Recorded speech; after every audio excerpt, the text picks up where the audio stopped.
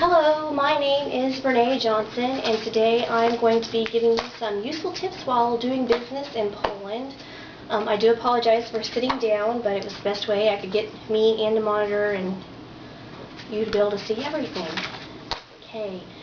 It is very important for us as a company to follow these guidelines when we travel to Poland. I'm sure none of us would want to offend our future business partners.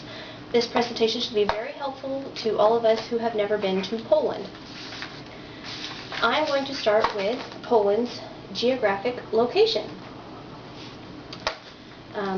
Poland is in Central Europe, east of Germany.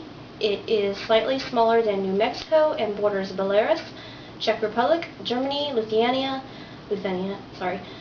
Russia, Slovakia, and Ukraine. The climate is cold, cloudy, with moderately severe winters with frequent precipitations. The summers are mild with frequent showers and thunderstorms.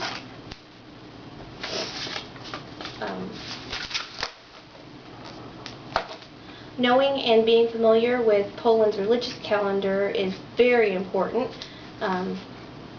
Roman Catholicism accounts for 89.8% of Poland's population. Knowing when Poland's religious holidays are very important.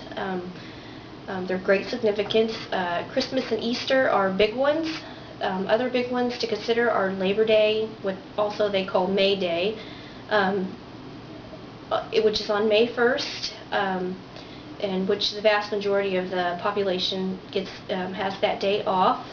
May 3rd is Constitution Day, which was when Europe's first constitution in 1791. That's quite significant. Polish celebrate with parades and other displays of celebration during this event. Corpus Christi was celebrated 60 days after Easter is every year. This is a religious and national holiday. Polish have religious parades through towns, prayer, and church services. August 15th, which is Assumption Day, which is to celebrate Virgin Mary's ascent into heaven. November 1st is All Saints Day, and it is to remember all of those who have died. November 11th is Poland's Independence Day, and December 24th and 25th, Christmas Eve, and what they call Wigilia, which is Christmas. They have 12 meatless dishes for this meal. They generally decorate Christmas trees on this day.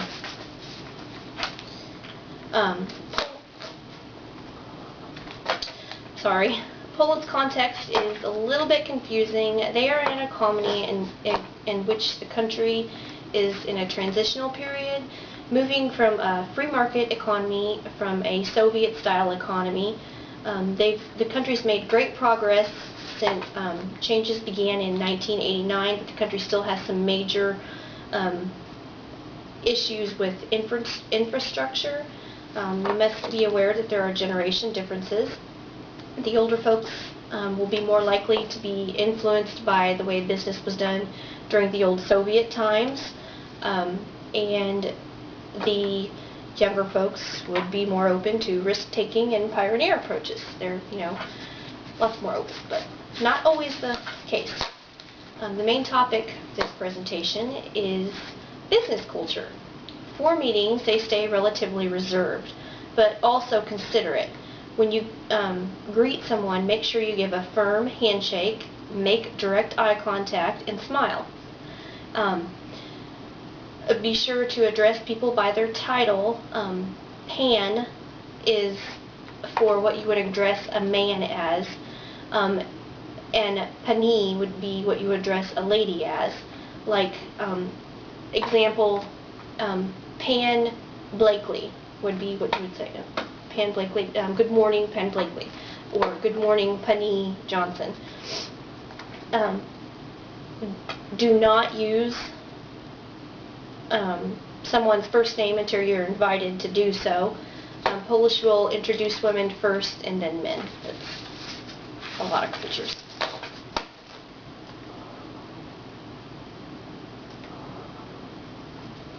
The normal times of gift giving are birthdays, name days, which birthdays would birthdays and name days. I'm sorry. And birthdays are is the day that the saint of whom you were named after. That's what a birth date is.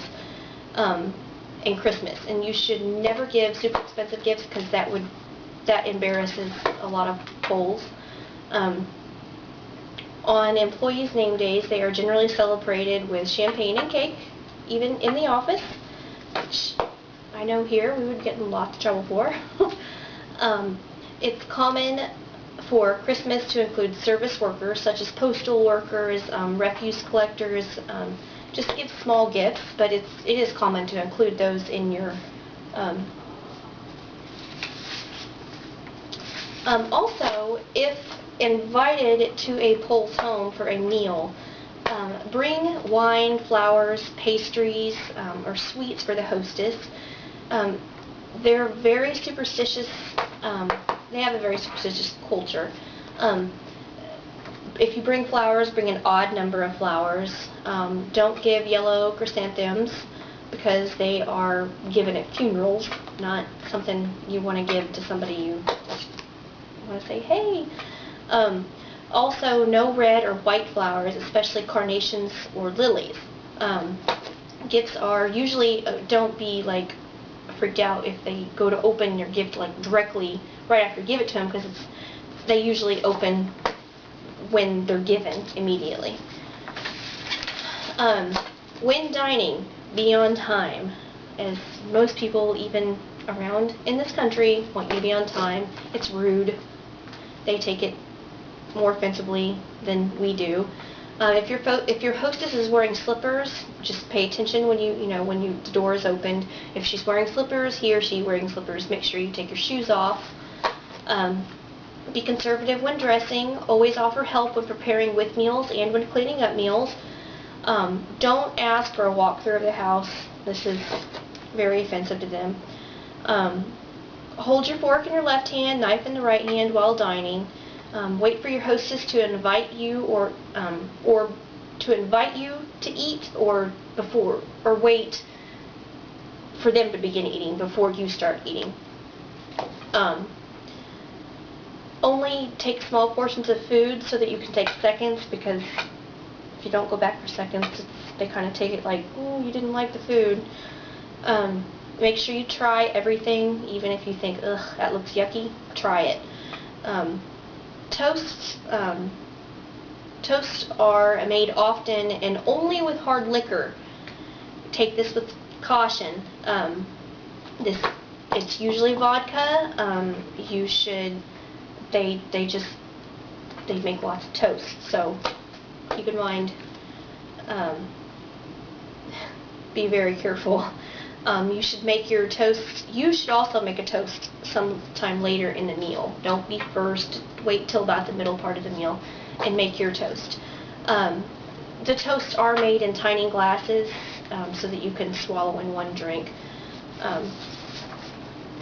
Honesty is highly valued